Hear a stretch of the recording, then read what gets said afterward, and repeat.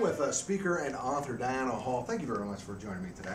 We are here to talk about your new book, Coffee and Other Perks, How to Retain Valued Employees. And it seems like in this day and age, when companies are cutting back on costs, the question becomes, how can they retain those employees? Well, the title PERCS is an acronym for Preferred Employee Recognition Concepts. So employee recognition isn't necessarily money spent. There's many ways to recognize an employee. You've heard that old adage, penny wise, dollar foolish. Sure. A lot of companies are cutting back on things that cost them a couple $100s a year and losing employees that is costing them thousands of years to replace. Okay. So some of the perks in my book, let me just give you one example. Listening to your employees.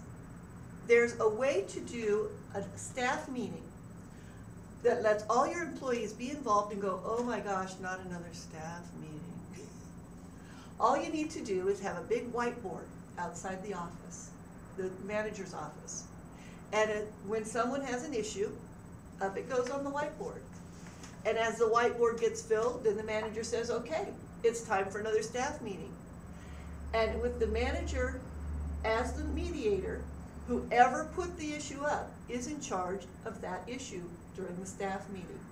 You'll find that you have a lot more interest from your employees about what's going on, and they feel a lot more involved in how the place is run because they feel like they're helping run it. Now in your book, you left me laughing. Was that your intention? Well, I hope so. Very few people want to pick up a book and go, okay, well, I'm going to finish reading it anyway.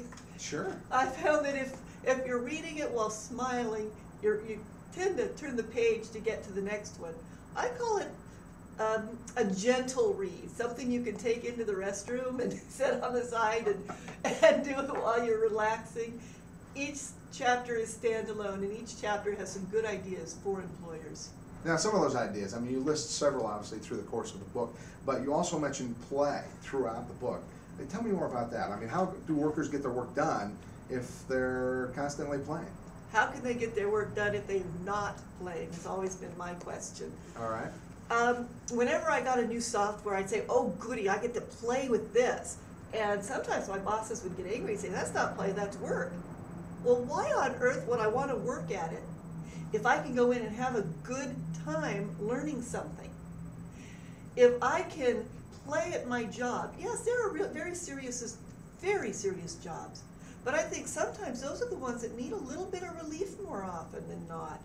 I worked for social services for a while and was told it was just unacceptable. I laughed too much. And when I had some people coming in that they just needed somebody to make them smile. Actually, we got their cases taken care of a lot quicker, a lot easier. If you're not playing, then you're not getting your work done. And playing for everybody's different. I'm not talking of basketball hoop in your corner. Playing is just being allowed to laugh and enjoy what you're doing. Regardless of what the context is. Regardless. Let me give you another example of PERCS, my preferred employee recognition concepts. A lot of companies are cutting out middle management. Have you noticed that? Sure. So the boss now gets to know, and I mean get to really know, 200 employees. Right. That's really not quite doable. And so he's going to lose, 5 or 6, 7 under employees, costing him close to $100,000.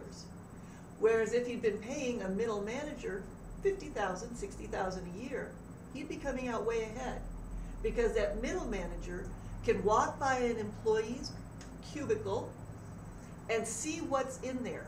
Because this employer understands that if you allow an employee to have personal things in their cubicle, they're going to want to come to work instead of have to come to work. And this manager's going to walk by that cubicle. They're going to see pictures of the puppy dog and blue ribbons.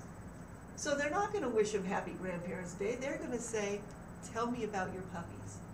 And that person's going to want to come back to work the next day, not have to get up and show up in the morning.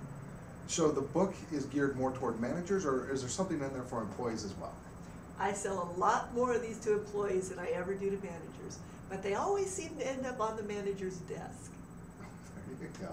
Because the employees read them and say, gee, I wish my manager knew this. So one of the special offers I make is I will send it in a brown paper bag to the employer without your name on it. Very good. Well, speaking of how do I get the book, how do I get the book and how do I contact you? The best way is always through my website, which is www.keepyourstaff.com.